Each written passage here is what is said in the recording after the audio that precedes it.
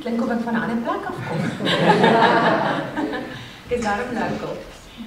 Kom ons gaan eers saam bid. Ek sien uit om die woord vanoggend te bedien. Ek glo die Here het regtig iets spesiaals vir ons in gedagte vanoggend. So kom ons bid eers saam. Vader, dankie dat ons vanoggend hier kan wees waar dit buite so baie gereën het, dat ons kan weet dat U vir ons so goed is, dat U ook meer reën in ons harte met U woord. En dat U woord altyd terugkeer na U toe vrugbaar. En ons bid, Vader, dat ons vanoggend vrugbare grond ook sal wees, dat die woord nie sal leeg terugkeer van ons kant af nie, maar dat ons vrugbaar sal wees en sal kan ontvang dit wat U vir ons wil sê vanoggend. Ons stel ons harte oop, Heilige Gees, praat met ons. Ons wil dit wat ons bekommer, dit wat ons pla, dit waaraan ons wil dink, een kant sit en ons wil fokus op U en U alleen. Ek bid dit in Jesus se naam. Amen. Nou, ek het op die groep gesê, die Here het my wakker gemaak met 'n woord en ek wil eers gou vir julle dit vertel. So aanvanklik het ek gedink ek gaan vanoggend weer praat oor geloof. Weet waar het gesê ek wil graag opneem dat ons oor geloof praat. En so het ek dit nou maar so laat linger, soos hulle sê, ek dink okay, ons gaan weer deur dit gaan en ons gaan praat oor geloof vanoggend. En hy sê toe vir my in die week, sê vir my, hulle gaan nie opneem nie. Ek kan preek oor wat ek wil. En ek besef toe my deel dat ek nie 'n release gehad, ons moet spesifiek nou oor geloof vanoggend praat nie. En ek praat met Woensdag aand met Johan, ek sê vir hom, wat dink jy moet ek oor preek? Weet, nou is ek so half van, ek het nie wonder waar moet ek nou eintlik preek vandag. En ek sê vir hom, want hy preek volgende week, moet ons nie dalk iets wat ons gaan tag, dat ons nou dit 'n reeksie maak of so nie. Hy sê nie, hy dink nie so nie, hy dink ek moet maar net bid en hoor waar moet ek preek. En gaan slaap toe en donderdagoggend toe ek wakker word, ek word gewoonlik nogal redelik vroeg wakker, en so amper 4:30, en ek word wakker met die twee gedagtes in my kop, visie en Nehemia. Dis die twee woorde wat my opkom. En ek vat my foon en nou haal ek hom van flight mode af en ek Google Nehemia. Ek dink dat ek gou-gou 'n bietjie by die geskiedenis van Nehemia lees. Weet ek moet nou daaroor 'n bietjie oplees. En soos wat ek Google, nou is my foon besig om nou internet weer te kry en wat ook al, Google ek en Nehemia kom op en my WhatsApps van die nag kom op en Marina van Christo, wat ons nou eers pastoorspaar hier was, daar kom 'n WhatsApp van haar deur en sy sê op die WhatsApp, sy weet nie waarmee ek presies alles besig is nie. Sy verstaan ek's besig met iets nuuts, weet, kom daar meer soos 'n nuwe visie. Maar sy wil net vir my herinner aan die skrif wat sê, remember the Lord, how great he is, onthou van Nehemia. Weet, letterlik kom my skrif so deur, weet. En ek weet hoe dit is wat die Here vir ons vanoggend wil sê. Hy wil met ons praat oor visie en Nehemia. So ek glo regtig die Here het hierdie woord weet gegee vir ons vir nou. Daar was min tyd gewees om hom voor te berei, so ek glo dit wat ek gekry het is wat hy wil sê vanoggend. En dit was bevestig van oor die waters af. Ek stuur my boodskap terug, ek sê van wie wat Google ek op hierdie oomblik, terwyl jou boodskap deurkom, Google ek Nehemia. Jy weet, en letterlik nie op YouVersion gegaan nie, ek wou 'n bietjie geskiedenis het, eers oor hom weer gaan oplees het en toe nou die boekie Nehemia gelees. So, ek gaan wegspring met visie. Nou, meeste van julle weet, ek is 'n oogkundige, so my werk is visie. My werk is oor om te sien. Nou op my muur in my toetskamer staan daar in groot letters geskryf, we might give you sight, but only he can give you vision. So vision is meer omvattend as om net te kan sien. En as ons gaan kyk na wat die woord sê oor visie, dan is dit geïntegreer in jou doel, jou purpose. In Engels sê ons jou purpose, nie? Nou, vir baie mense voel dit, dit is dalk iets vir iemand anders. Weet, iemand anders gaan 'n visie kry, en dan gaan ek maar net so saam tag. Nou, as ons dit gaan relevant maak tot my werk, dan is dit soos om te sê, iemand anders kan maar sien, ek hoef nie te sien nie, ek gaan net dat hulle my lei. Klink dit vir julle lekker? Weet, as jy jou oë toemaak en jy het geen visie nie, dis moeilik, nee? Dis nie 'n maklike pad om te stap nie. Weet, ons stap baie keer daai pad met mense wat skielik visie verloor. Weet, en dit is 'n baie moeilike pad om te stap. Weet, dit is vir my, na meer as 20 jaar in oogkunde, nog steeds baie moeilik as ons sien iemand het skielik 'n visie verlies en is progressief. So, mense moet van daai af weg beweeg om te dink, visie is vir ander mense, of die Here gaan vir 'n leier 'n visie gee, en dan gaan ons dit saam gelei word deur die visie. En die eerste ding wat die Here vir my oor visie sê, is dis, visie is 'n persoonlike ding. Die Here gaan vir jou 'n visie gee. Die Here gaan nie vir daai ander ou die visie gee en jy gaan gelei word saam trek nie. Hy gaan vir jou daai visie gee. Selfs ons gaan nou kom by corporate vision, wanneer die Here vir 'n volk of vir 'n kerk 'n visie gee. Selfs dan gaan die visie in jou wakker word. Maar ons gaan nou daaroor gesels. So die eerste ding wat jy moet vanoggend besef is, jy moet visie hê. En wat amazing is van hoe die Here werk, is daai visie of jou doel of jou purpose is reeds in jou. Dis reeds in jou. Die Here gaan dit nie vir jou moeilik maak om dit te moet kry nie. Hy gaan nie vir jou sê, ja, jy moet volgens visie leef, jy moet 'n doel hê, jy moet purpose hê, en hy maak dit vir jou onmoontlik om agter te kom wat dit is nie. Hy maak dit vir jou so moeilik dat jy nie 'n klou het wat dit is nie. Hy gaan vir julle sê wat laat dit vir ons moeilik voel om dit te kry. Maar hy gaan dit vir jou bereikbaar maak. Hy maak dit so bereikbaar dat hy in jou sit. Hy sit dit binne in jou. Nou, daar's baie dinge wat deur mense lewe gebeur wat daai visie kan demp of toemaak, wat jy nie agterkom meer wat dit is nie, maar as jy gaan begin grawe in die Heilige Gees vra, gaan jy hom kry. Jy gaan daai visie en purpose kry. Nou as mens gaan dink hoe God geskep het, as jy dink aan die eerste paar dae in Genesis, het hy, as jy mooi gaan lees, met die grond gepraat en gesê, bring voort plante. Nou as jy 'n plant uit die grond uittrek, dan gaan hy dood, nee? So dit is sy bron. As jy uit vir die water gesê, jy moet 'n bietjie mooi gaan lees, dit is eintlik amazing om dit te sien, uit vir die water gesê, bring visse voort. As jy daai visse uit die water uithaal, dan kan dit kan nie aangaan nie, né? Hulle kan nie leef nie. Uit vir die voëls en die diere, het hy letterlik hulle vrygestel in wat hulle leef, in die atmosfeer, nie? As jy 'n voël dan nou in water gaan insit, dan gaan hy doodgaan. Hy is dan in die verkeerde medium, hy is in die verkeerde plek. Nou, as jy jou lewe deurgaan in 'n plek waar jy nie moet wees nie. Weet jy het jou, as gevolg daarvan keuses wat jy gemaak het jy heeltemal ander keuses gemaak wat nie dit is wat die Here in jou geplaas het, wat jou doel is nie, gaan dit jou moeg maak en doodmaak. Weet, en hoeveel mense sien ons wat in 'n beroep is, of hulle leef iets, wat hulle, dis nie hulle doel nie, en hulle siels ongelukkig. So daai visie en doel is baie belangrik om te vind. Gister was ek by 'n begrafnis en ek staan dink met myself, is my oom en tannie wat so 'n paar weke uitmekaar oorlede is. Nou hulle is al diep 80's gewees en amper 70 jaar bymekaar gewees. So is eintlik 'n mooi dat hulle saam hemel toe is. Maar te midde daarvan is ek en dink in die begrafnis by myself dat ek wonder of hulle volle doel bereik het. Hulle het 'n suksesvolle lewens gehad, maar ek wonder net daaroor of is hulle purpose saam met hulle graf toe. Is hulle doel bereik. En ons elkeen, ek sit en maak toe nou 'n sommetjie. Die gemiddelde mens leef omtrent 30.000 dae. Weet as jy nou so amper 80 word. Die wiskundiges onder ons wat die sommel gaan maak. So 'n mens het net 'n sekere aantal dae om te doen wat jy hier geplaas is om te doen. En die psalmdigter sê, number your days. Weet, jy moet bewus raak van jou dae. Want as ons weer sien is 'n week verby. En dan is daar nog 'n week verby. En as jy so terugkyk op die week, dan dink jy myself, het ek gedoen dit waarvoor ek geskep is? Het ek purpose gehad wat ek moes doen? Nou die eerste groot dief vir mense visie en jou doel, wat keer dat jy kan bereik, is bekommernis en ook twyfel. Nou daar is 'n skriffie wat sê in 1 Petrus 5 dat werp al jou bekommernis op hom, want hy sorg vir julle. Die Afrikaans sê dit eintlik baie mooi, maar die Engels sê, cast all your cares on him for he cares for you. Dan klink dit amper soos, jy met jou worries vir die Here gee, want hy worry oor jou. Maar die Here worry nie. Dis 'n ander woord wat daar gebruik word vir, he cares for you, hy sorg vir julle. Nou die Here gaan nie vir ons 'n opdrag gee wat onmoontlik is nie. Weet baie keer as die mense, dis vir my onmoontlik om my nie te bekommer nie. Ons kom uit 'n generasies van baie ernstige warriors, wat nie warriors is nie, maar warriors is, bekommer mense. Ons bekommer ons oor alles en elke goeie ma moet self bekommer oor haar kinders, baie bekommer. Maar die woord sê baie duidelik, ons moet ons nie bekommer nie. En ek gaan nou vir julle wys, bekommer en twyfel is seker van ons grootste diewe as dit kom by visie leef. Nou, ons gaan nou baie hoë Engels gou Matteus 6 lees, maar as 'n rede hoekom ons nou na hierdie hoë Engels toe gaan. Ek wil julle met saam met daar volg op die bord, daar staan, the light of the body is the eye. If therefore thine eye be single, thy whole body shall be full of light. Nou hier is 'n sleutel in.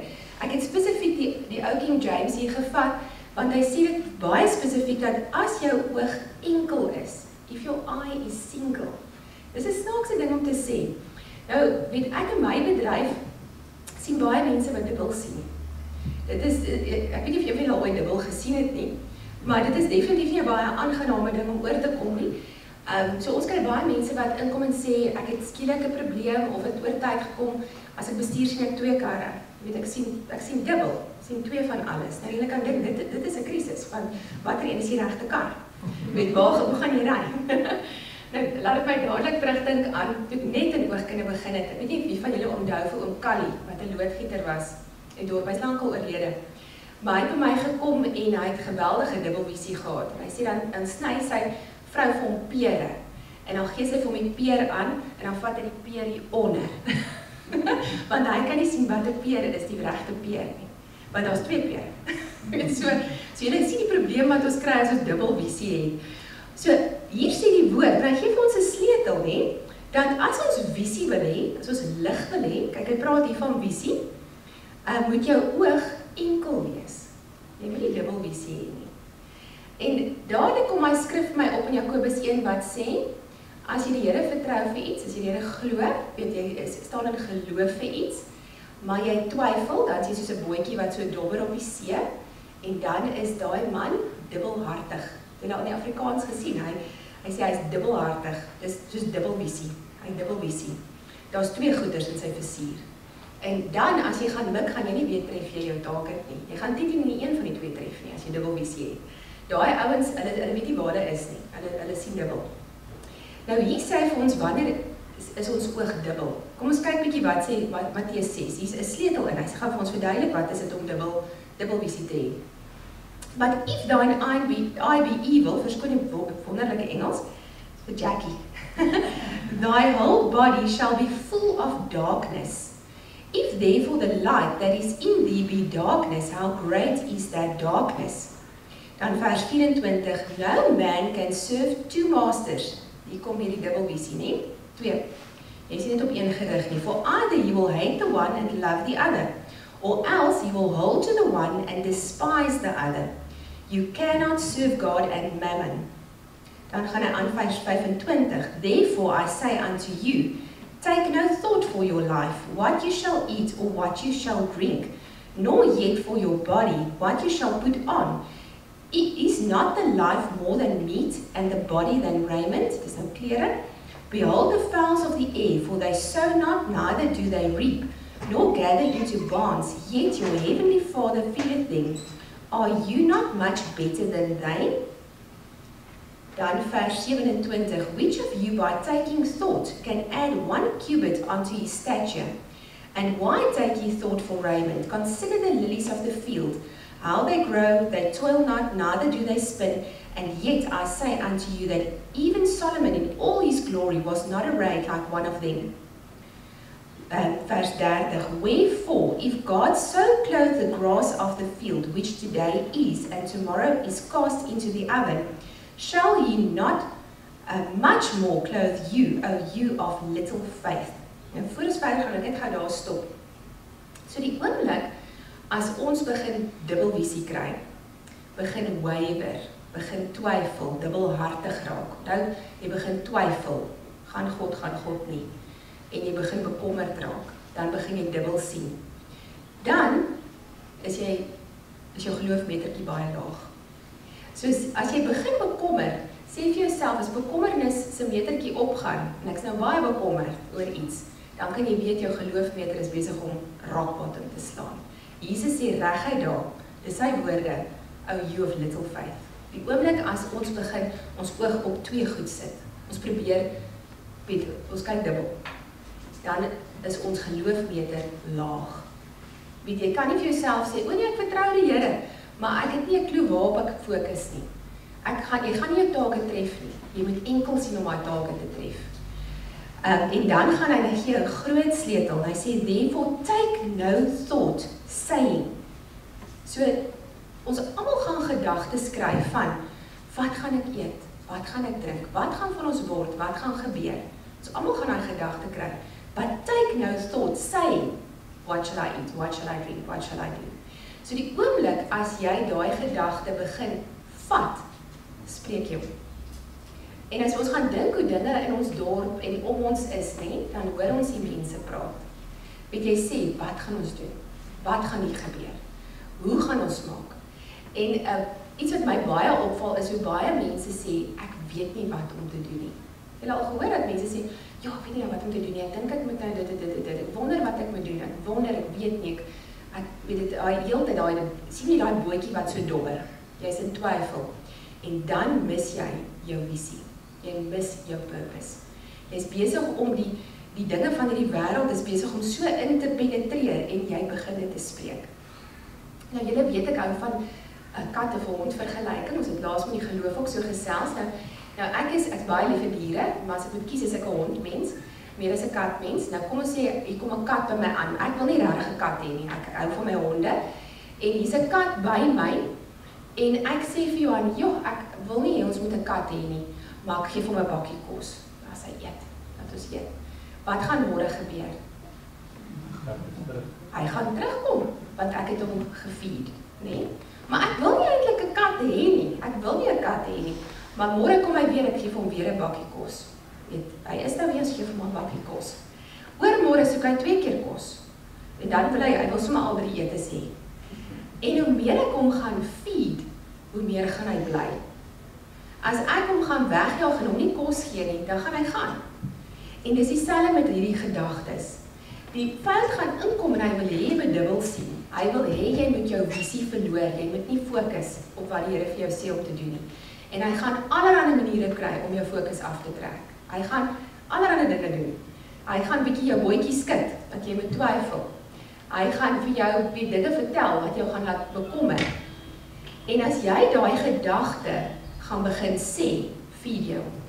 Jy is besig om deel van jou lewe te maak. Jy feed hom, jy gee vir daai kat elke keer kos, maar jy wil nie hy moet by jou bly nie, maar jy gee hom kos. So dink bietjie daaroor wanneer gedagte, dink aan die week wat by is, ons almal kry gedagtes. As jy so dink soos iemand het 'n perfekte lewe nie, daai ding is nie so nie. Daar kom iets oor jou pad wat jou kan laat bekommer. En jy kan 'n besluit neem, wat gaan jy nou met daai kat doen? Die kat is nou hier. Wat gaan jy met hom doen? Gaan jy hom wegjaag? Gaan jy vir hom kos gee? Gaan jy daai woorde begin spreek?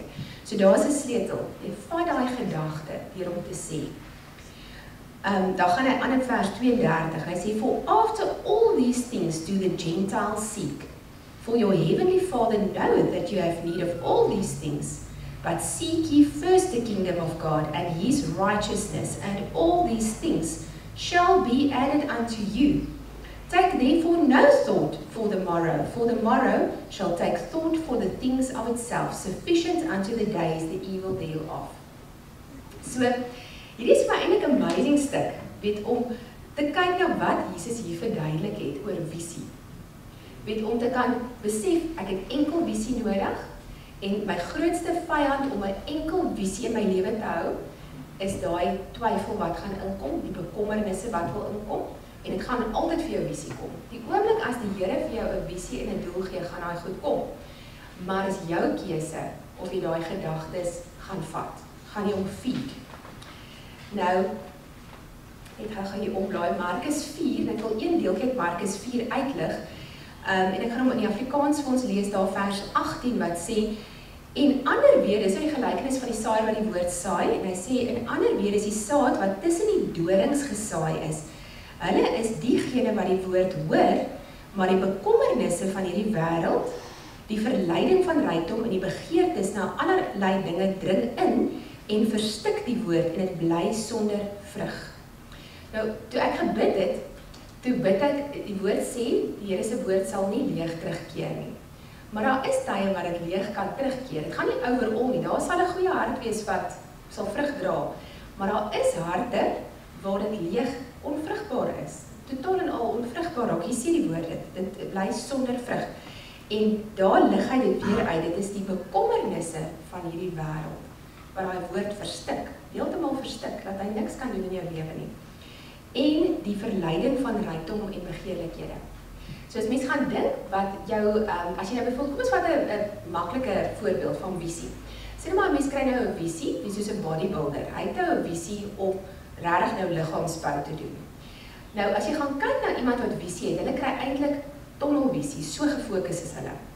Hulle gaan nie eers kyk na daai verkeerde kos nie, dit is nie eers 'n opsie nie, want ek het 'n visie. Weet, dit is nie eers 'n opsie nie. Daai ouens raak fanaties. Ek weet nie wat altyd doen gehad het mense wat bodybuilding doen nie. Hulle eet, weet, dis dit tuna en water en met al sulke snaakse goeders wat hulle doen. So hulle het so 'n absolute visie vir wat hulle wil bereik, dat daai begeerlikhede van ander dinge, soos koek en chocolates, val van hulle af. Dit gaan nie hulle visie steel nie, hulle is gefokus op daai visie. So mense wat werklik volgens visie leef gewoonlik baie ekstreem. Dit is regtig so, hulle leef nogal ekstreem. Ek dink noudag toe lees ek bietjie oor Elon Musk. Nou hy het 'n absolute visie vir weet goeders in die ruimte instuur en dinge doen. En hulle sê hy lees gemiddeld 2 boeke 'n dag. Dis ekstreem, né, om dit te doen. So hy doen redelike ekstreme goed om sy visie te bereik. En dis dieselfde as die Here vir ons 'n visie of 'n doel wys, daar gaan sekere dinge wees wat mens moet laat val. Anders gaan dit daai visie en die woord in jou verstik. En een van dit is bekommernis en dan die verleiding van allerlei ander dinge wat jou wil verlei. Weet so, iemand met visie gaan nie hulle ophou op die ouene met sonde en met allerlei dingetjies nie, want hulle is so gefokus op daai einddoel. Dit is waarna ons beweeg. En dis waarna ons gaan. OK. So bekommernis is 'n groot vyand van visie. Weet, en ek weet onder ons almal, ek vat myself, ek het al deur tye gegaan wat ek 'n absolute, weet 'n goeie bekommeraar is, wat 'n warrior is. Weet jy nou ordentlik jou bekommer oor iets. Maar onthou, as jy bekommer, is jou geloofmeter rock bottom. Dan sê Jesus, daar's nie geloof nie. Hoe gaan jy ontvang? Okay. Nou as God vir ons 'n opdrag gee, when God commands, He empowers us. Hy gaan nie vir ons sê, werp al jou bekommernisse op my as dit nie moontlik is nie.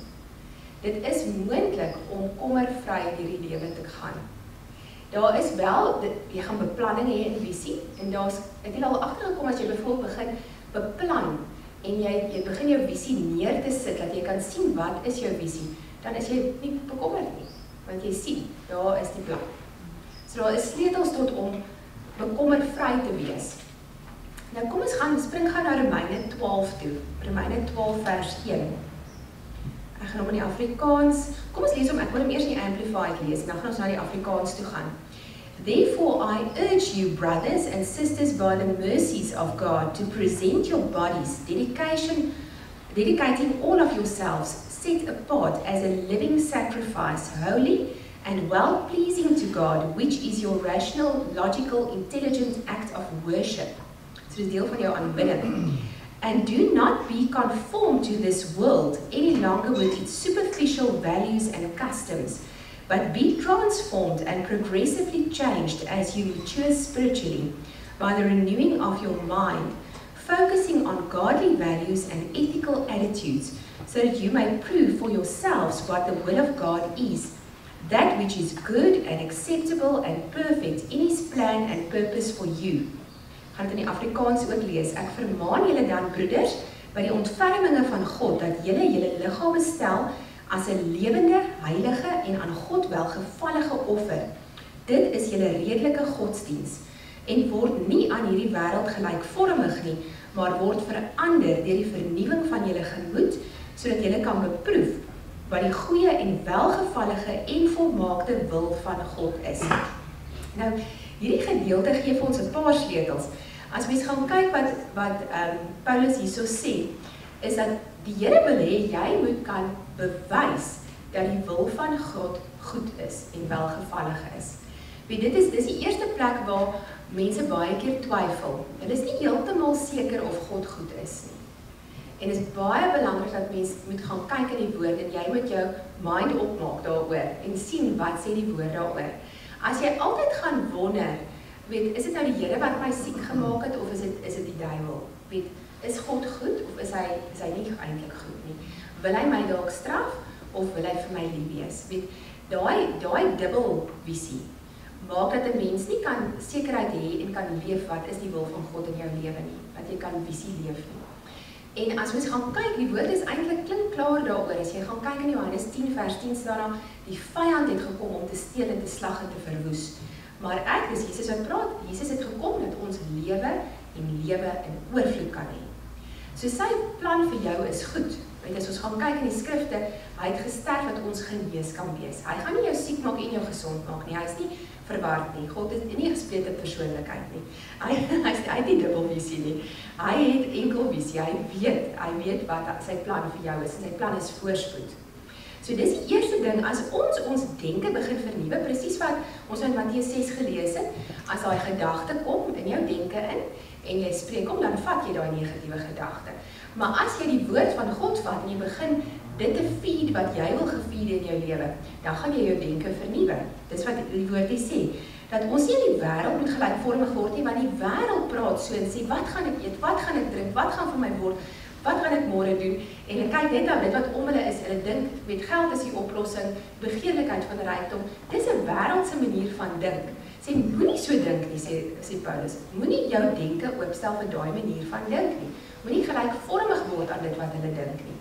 Maar word vernuwe in jou denke deur wat die woord sê en dat jy dan kan bewys dat die wil van God is goed. So ons het elke mandaat op ons lewe wat sê, weet jy, een van die primêre goed wat ons moet leef is die wil van God. Dat mense kan sien, die wil van God is goed. Hy het 'n goeie plan vir jou. En dit begin met jou denke te vernuwe. Dus kyk, is nou loud shedding, hy gaan seker nou aangaan. Skielik net so oomblik. Nou gaan ons.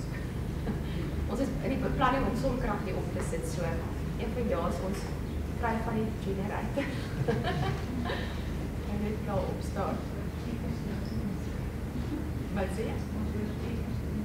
Ja, regtig. Ons het baie mooi water in die week gekry, ons het geboor, kerk ons het voor die 20.000 liter in hier, so dit is 'n mooi boorgat gekry.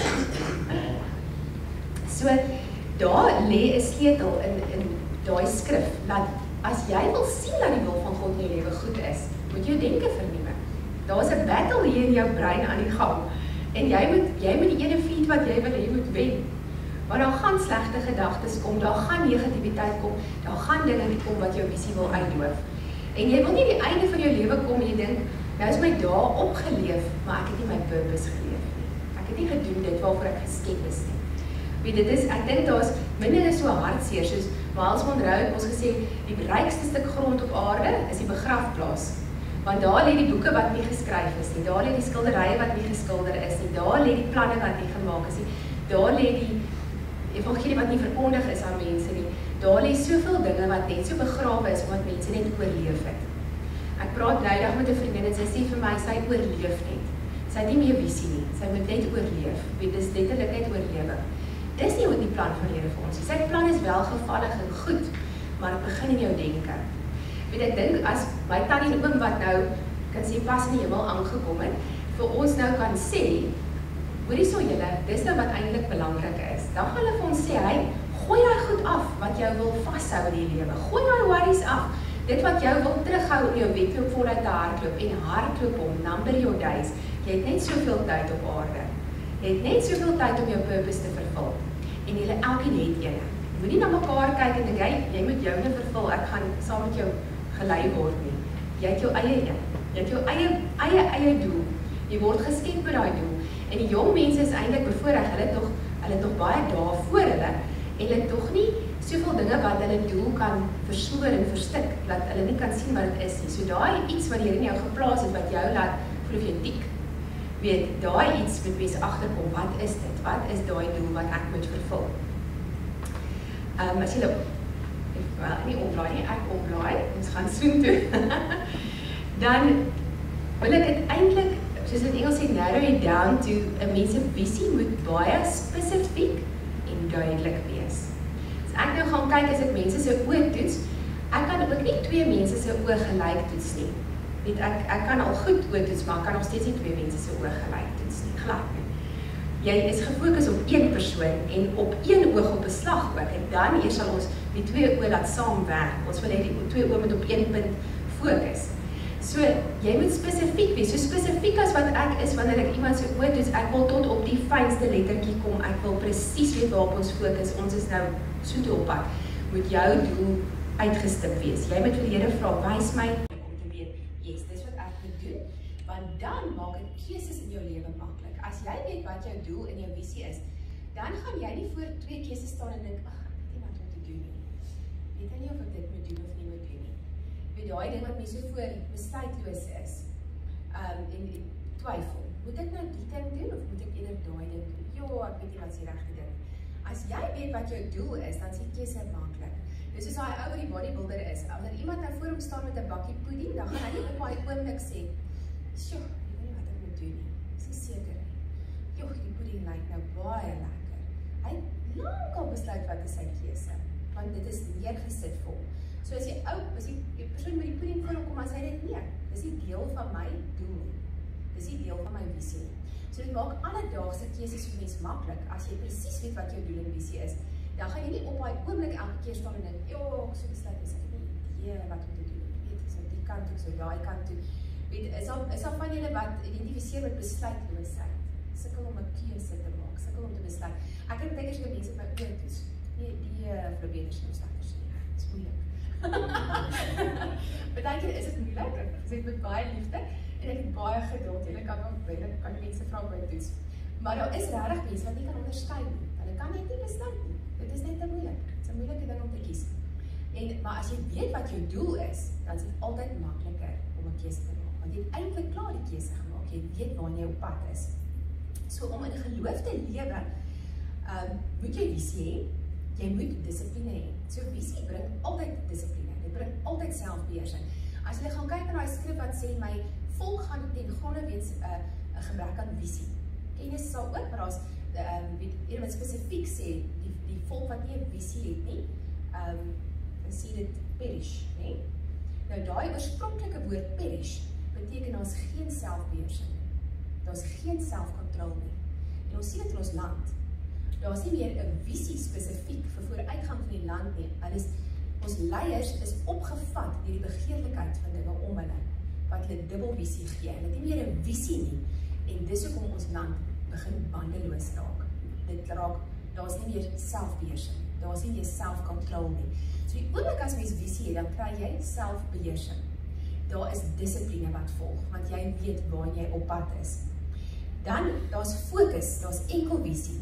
Dis baie spesifiek en dis nie los en vas nie, dis nie wavering nie. Dan weet jy het jou visie gekry. Nou, ek dink ook as mens aan die einde van jou lewe kom en jy besef maar jy het jou leertjie van sukses iewers laat opgesit, maar dit was teen die verkeerde gebou. Dan is dit nogal 'n teleurstelling. So, dis hoekom mens vroeg in jou lewe eintlik wil weet wat jou visie is, want dan kan jy van die begin af jou leer van sukses reg klim. Maar daar is nie 'n ouderdomsbeperking aan visie nie. Die Here kan enige persoon gebruik en nog steeds sy visie laat vervul, maak nie saak hoe oud jy is nie. Keith Moore sê, vision from God gives you faith, it gives you focus. So dit gee jou geloof fokus, dat jou geloof spesifiek taak het na iets toe. So jy moet vir jouself vra, waarvoor bid jy spesifiek? Waarvoor vertrou die Here spesifiek? Is jy spesifiek genoeg in jou visie? En dit geld ook vir ons as 'n gemeente. So eerstens gaan jy jou persoonlike visie en doel by die Here kry. Maar dan gaan jy ook vir jou gesin 'n visie en doel kry. En dan sal jy spesifiek dit sê maar vir die leier in die gesin gee, maar hy sal 'n visie wakker maak in almal in die gesin. Weet wat dit is iets wat persoonlik is, nê? Selfs al vertrou ons Here saam vir iets. En dan gaan daar 'n kerkvisie wees. Dit wat ons die Here as kerk voorvertrou, soos ons vertrou die Here vir bonatuurlike transformasie, een persoon op 'n slag. Dis 'n kerkvisie, nie? Maar die Here maak dit naand in ons almal wakker, elke een. En dan gaan ons 'n werkvisie en ons gaan 'n dorpsvisie hê. Nou, dis waar Nehemia inkom en ek wil julle 'n bietjie oopmaak en na die boek van Nehemia toe gaan. Vanaf hoofstuk 1. Nou, Nehemia, as jy bietjie gaan dink oor Nehemia se lewe, hy was iemand wat gebore is in Babylon. Hy het nooit in Israel geboorte, hy was nog nie daar 10 jaar nie. Weet, hy is nie daar gebore nie. Hy was gebore nadat die volk van Israel met in ballingskap uitgevoer is na Babylon toe. En hy is daar gebore en hy was teen raaiende so 'n man van omtrent so 40 gewees. En hy was die skinker van die koning. Nou as jy jouself indink, jy het nie eens groot geword in daai land nie, maar die ouers en die voorouers, die oupas en oumas het so die woord van die Here oorgedra dat dit in Nehemia nog steeds gebrand het. Hoe cool is dit, nee? So hy het hier in Babylon groot geword, maar hy het nog steeds, was sy hart by die Here, wat klaar amazing is. Dis wonderlik as jy daaroor dink. So hy was 'n skinker vir die koning gewees in daai tyd. Dit was nou 'n koning, 'n heidense koning, nee? So as ons gaan kyk nou vanaf vers 1, die woorde van Nehemia, seun van Gagalja. Dit het gebeur die maand Kislev in die 20ste regeringsjaar, toe ek in die vestingstad Susan was. Genade, een van my broers, het daar aangekom, hy en die manne van Juda. Ek het hulle uitgevra oor die Judeërs wat ontkom het, die Judeërs wat die ballingskap oorleef het, en oor Jerusalem. So hy vra toe uit, nou sê, hoe gaan dit in Jerusalem? Ek meen, hy was nie nog nooit daar gewees nie. Maar hy wou weet, wat gaan daar aan? Wat is aan die gebeur? En hulle sê toe vir hom, die wat nog in die provinsie is en die ballingskap oorleef het, ervaar groot probleme en vernedering. Die muur van Jerusalem is afgebreek en sy stadspoorte is deur vuur verwoes. Toe ek hierdie woorde hoor, het ek gaan sit en huil. Ek het daarlang getreur, ek het aanhou vas en voor die God van die hemel gebid. Ek het gesê, ag Here, God van die hemel, groot en ontzagwekkende God, wat die verbond en trou handhaaf vir hulle wat hom lief het en sy gebooie nakom. Laat u oor asseblief aandagtig wees en die oë oop wees om te luister na die gebed van die diensknegt wat ek dag en nag voor u bid oor die Israeliete, u diensknegte, die gebed waarmee ek die sondes van die Israeliete bely, wat ons teen u begaan het. Ook ek en my familie het gesondig. Ons het ons uiters sleg gedra teenoor u en nie die gebooie, vaste voorskrifte en bepalings nagekom wat u diensknegt Moses beveel het nie. Onthou asseblief die woord wat u diensknegt Moses opgedra het. As julle ontrou is, sal ek julle verstrooi oor die volke. Maar as julle na my terugkeer en my gebooie nakom en dit uitvoer, selfs al is julle verstrooi tot aan die einde van die aarde, sal ek julle daarvandaan bymekaar maak en na die plek bring wat ek gekies het om my naam daar te laat woon. So, dink ek dit in. Weet, hy is nie eens daar nie, hy het nie gesien wat daar aangaan nie, maar die Here gryp hom aan, dat hy voor die Here net huil, en hy bid vir sy volk en vir sy stad, nie? So die Here gee hom eintlik op daai oomblik 'n passie, 'n roeping, 'n visie, nie?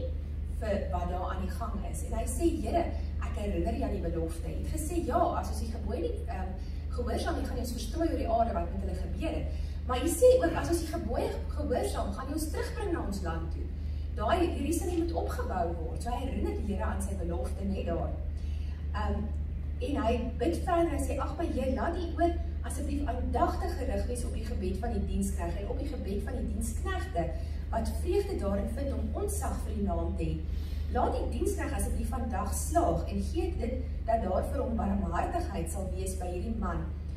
Ek was in daardie tyd die koning se skinker. Nou die geskiedkundige boeke sê dat hy 10-1 omtrent vir 4 maande so gebid en gevas het. Ons weet nie presies nie, maar hy het regtig voor die Here gegaan en die Here het vir hom hierdie absolute dringendheid gegee oor iets wat hy nog nie eens gesien het daar nie, maar hy het die Gees 'n visie begin kry. Iets moet hier gebeur. En as ons gaan kyk wat gebeur het, skielik nou so 'n hoofstuk te ver, in hoofstuk 2, hy het nou voor die koning gekom weer die dag om sy wyn te skink. Dit was sy werk gewees.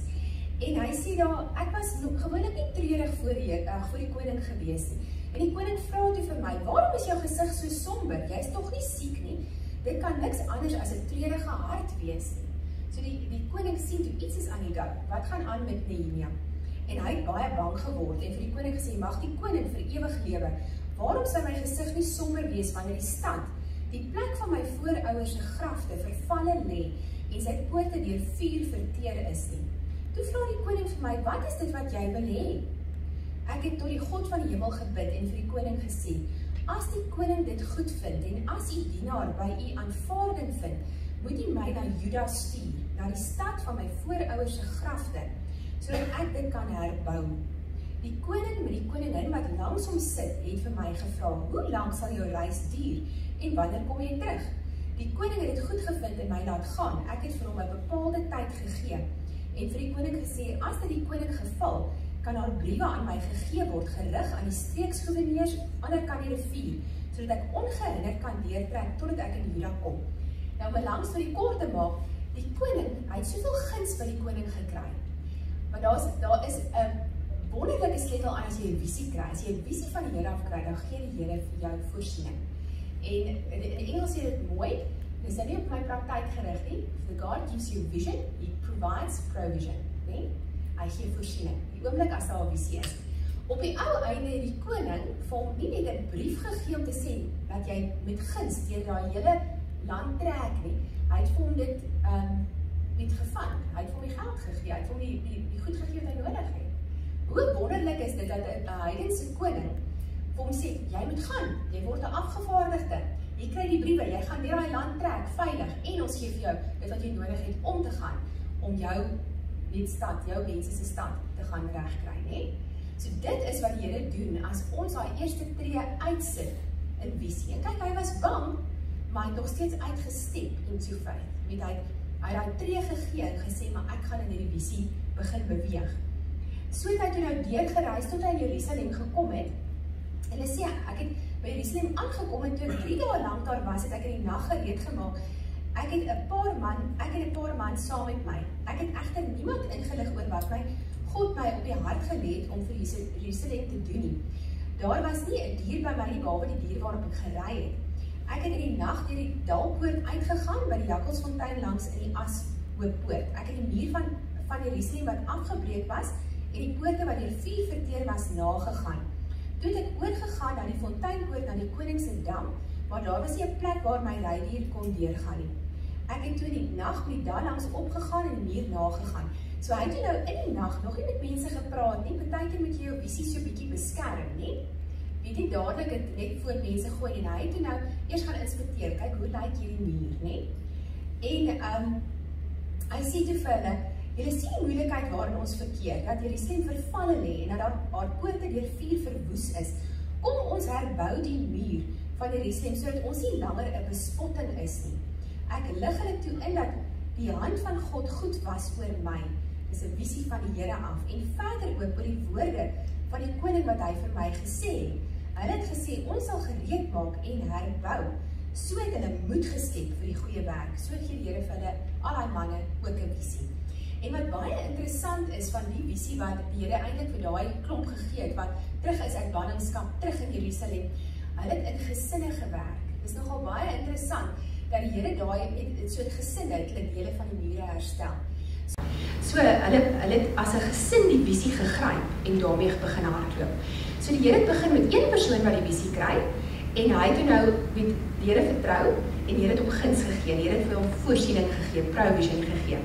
Hy het daar gekom, sy visie eers bietjie beskerm en die regte ouens ge-engage en gesê, dis die visie en hulle daai visie hulle eie gemaak en het as gesinne begin daai muur te bou.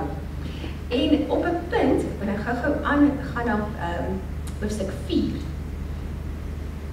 Toe hulle nou so bou, toe daar ouens gekom en hulle gespot, soos in Noag se tyd, het letterlik hulle gespot.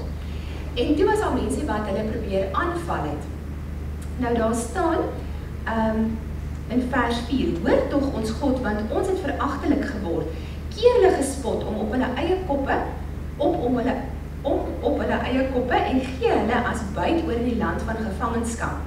Jy moet nie hulle sondeskuld bedek nie en hulle sondes moet nie voor die weggevee word nie. So hulle is kwaad vir hierdie ouens. Nou kan julle dit indink in ons moderne tyd.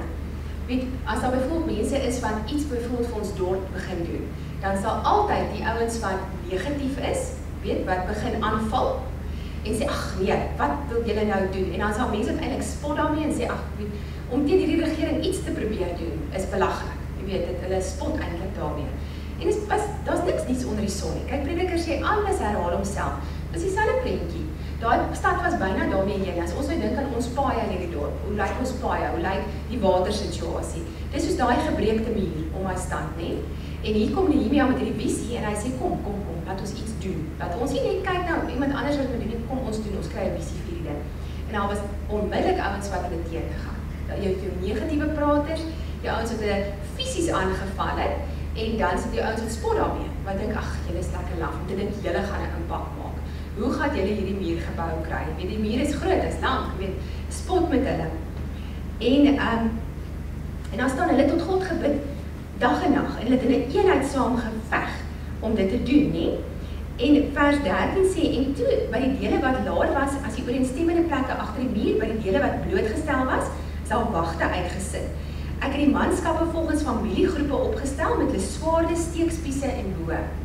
En dit is interessant van hoe hulle Nehemia se muur gebou het, hulle letterlik met die een hand was hulle besig met die stene, seker met die troffel of wat ook al hulle gebruik het, en die ander hand het 'n wapen ingehaat, né?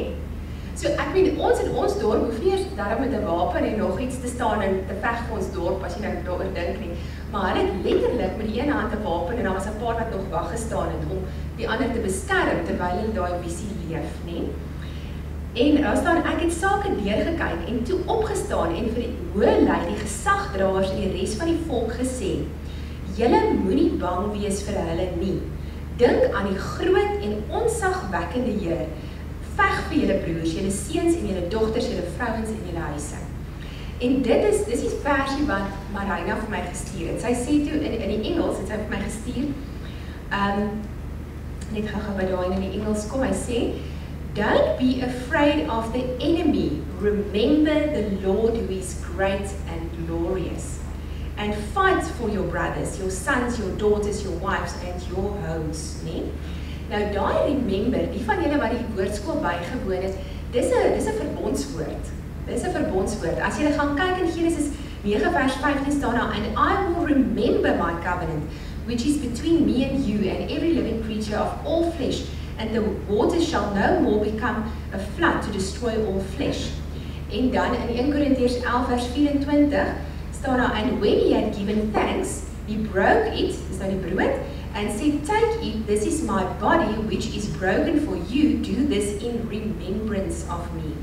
So as mens die bloedverbond verstaan, dan weet jy, aan die oomblik as hy sê, remember, daai Hebreëse woord, dan sê, moenie net onthou iets sê, soos, onthou jy nog vir so en so, sien, dis nie so type onthou nie, dit is onthou die verbond, jy het 'n verbond met God, onthou die verbond, onthou die bloed wat gevloei het, onthou dit wat gebeur het, dat Jesus sy bloed vir jou gestort het. So terwyl jy in jou visie leef en die vyand wil dit kom steel, die vyand wil jou keer, daar's mense wat met jou spot omdat jy jou visie leef.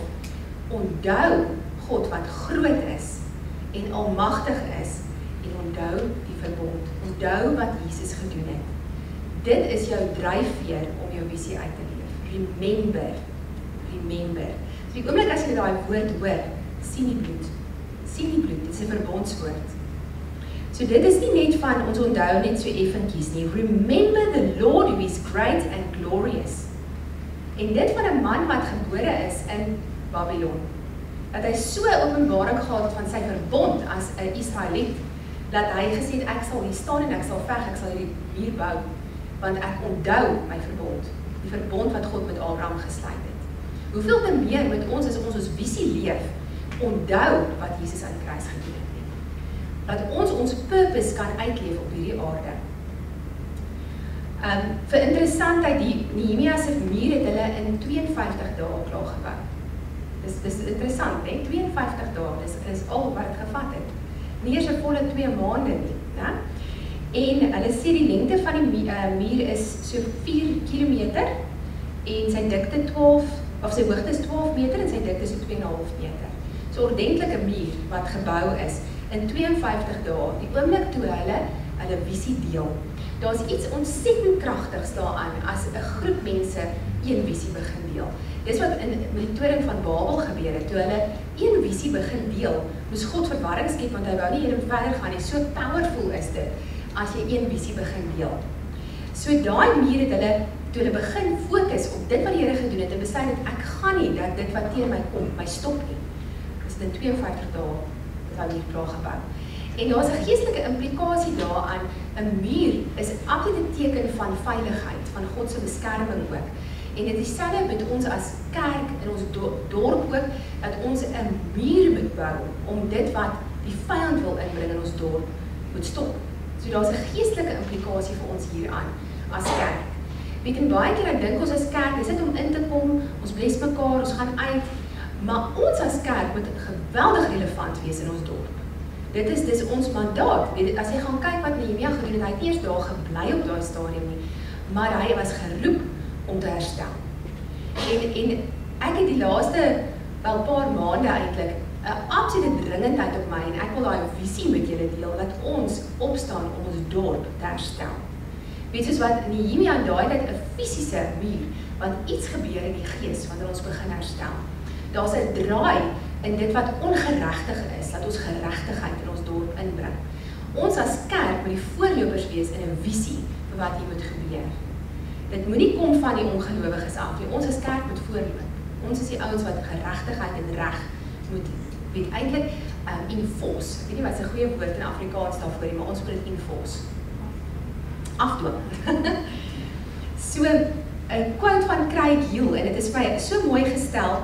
So vision must precede provision. Want baie mense sê maar hoe gaan ek iets doen? Ek het niks in my hand nie. Maar vision must precede provision. If there is no vision, there is no need for that which comes for the vision or provision. Where there is no vision, people perish, because provision only comes to support vision. No vision equals no provision. So the means to obtain provision is to pursue and clarify vision. So daar sal voorsiening kom die oomblik as 'n mens uitstap in jou visie.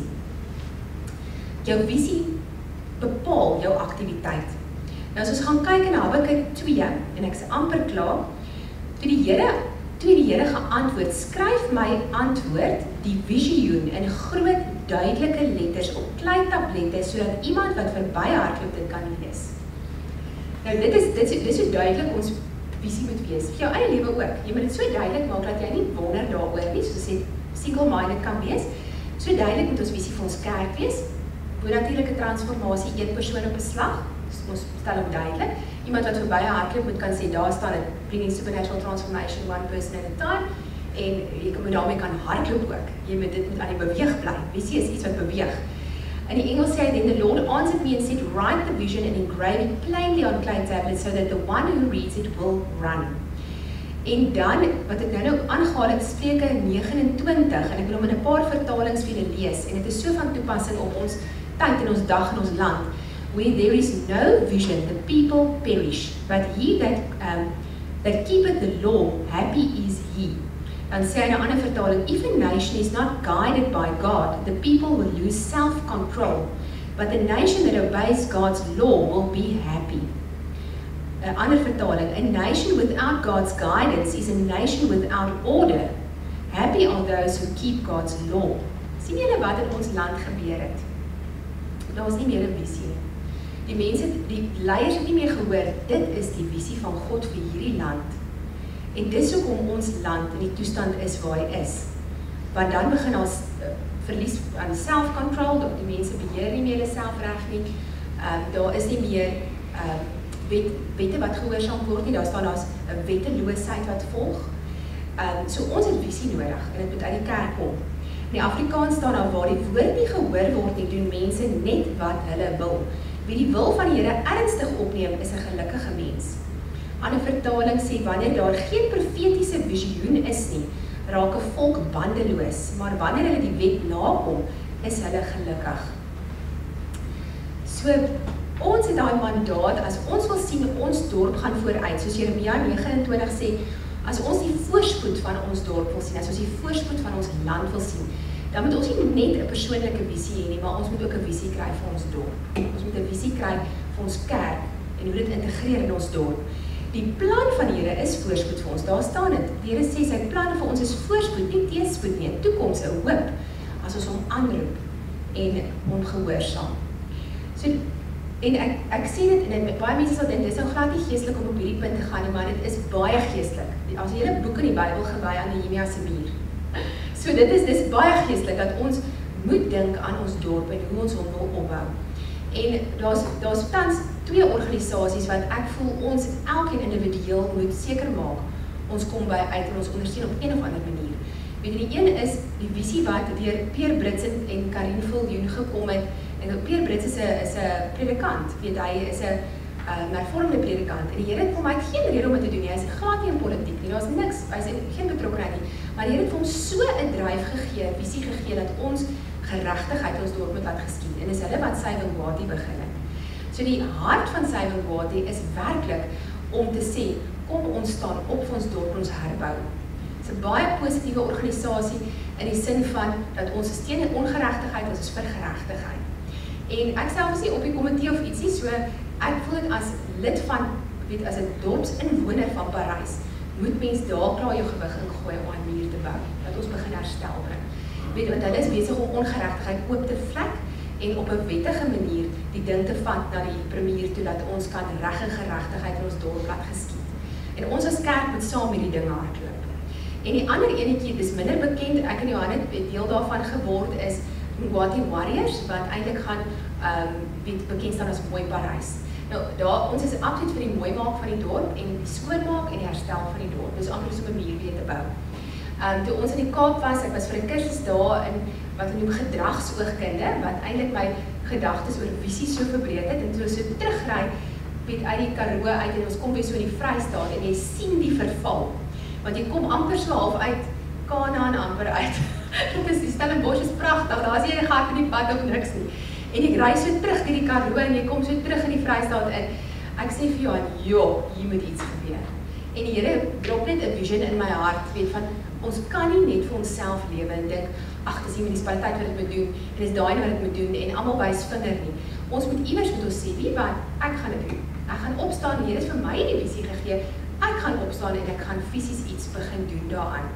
So ons gaan, julle sal binnekort sien, dan sal die webwerf op wees.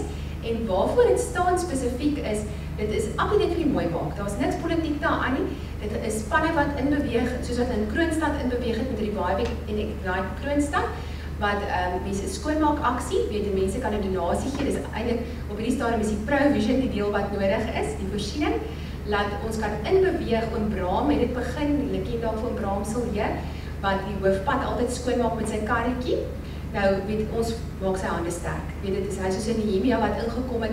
Hy bly maar 3 jaar in Parys. Hy is nie so 'n oud inwoner nie. Hy is soos Nehemia wat van Babylon afgekom het. Hy het nie hier groot geword of niks nie. Ons wat hier groot geword het, weet hoe dit gelyk het hierso. Jy weet, is half meer passief as die ouens wat van buite af inkom. En hy het so passie, weet, vir die mooi maak van ons dorp, die oprigting van die mense. En julle gaan sien hoe dit 'n geestelike impak gaan hê.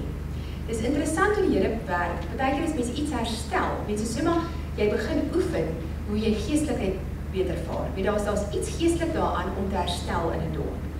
So ek wil julle aanmoedig om betrokke te raak en die Here se visie te soek vir Parys. Julle woorde reg te kies oor ons dorp. Ons lewe spreek oor Parys. Dis 'n dorp waaruit die evangelie versprei gaan word oor hierdie wêreld. Dis profeties al time and again gesê. En die vyand probeer hierdie dorpie afbreek want hy weet wat hier uit moet voorskyn. So ons moet ons woorde reghou. Ons moet ons mure, ons skep mure met ons woorde. Die woord van die Here sê ook die naam van Jesus is 'n toring waar ons inhardloop en veilig is, soos daai mure. Ons skep met ons woorde. Ons moet dit skep oor Parys. Net soos wat jy 'n visie oor jou eie lewe moet gaan soek, so soek ons daai visie oor ons dorp. En sal ons as kerk verandering hier bring. Daai ouens wat saam gebou het, sy name is vir ewig opgeskryf in die boek van Nehemia. En ek wil nie daai ou wees wat opgeskryf is. Hulle noem hulle name daar, die ouens wat gespot het. Hulle noem hulle name. En hulle noem die ouens se name wat wou beklein. Maar die ouens wat gebou het se name is genoem. Ek wil eerder een van daai ouens wees wat sê ek het gebou aan iets. Ek het gestap en gebou. Maar die liedjie wat ons nou gaan luister is I'm Alive. En sê daar so, but God, en ek wil hê julle moet dit in julle lewens toepas. Maak nie saak hoe onmoontlik iets lyk, vir jou om jou doel en visie te kan bereik. Sê vir jouself, but God. Our God is great and mighty. Remember what He has done. Hy sal vir ons voorsien te doen wat hy vir ons moet doen. So kom ons luister dit saam. Ek gaan net vir ons eers bid en dan gaan ons hom lekker saam luister. Vader, dankie vir die woord, dat U vir ons elkeen 'n plan en 'n visie het, dat U vir ons 'n doel het, dat nie een van ons oorgeslaan is met purpose nie. En ek bid Vader primêr dat elke persoon hier sit, daai enkel visie sal kry vir die lewe, dat ons, nie een van ons se graf vol van al daai potensiaal sal hê nie, maar dat ons potensiaal sal uitgeleef word in Jesus se naam. Ek bid vir die jong mense in hierdie gebou, dat elkeen van hulle sal weet wat hulle doel is op hierdie aarde en nie sal met distracted raak en ander dinge doen nie, maar hulle sal soos 'n pyl uit 'n boog geskiet word in daai doel in Jesus se naam.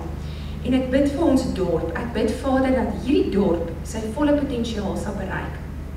Dat die woord wat uitgegaan het oor Parys sal vrug dra. Dat vanuit Parys daarso evangelie woord sal versprei word reg oor hierdie wêreld in die naam van Jesus. Dat ons dorp opgebou sal word en bekend sal word as die dorp van voorspoed. Die dorp waar daar vrede is in Jesus se naam. Amen.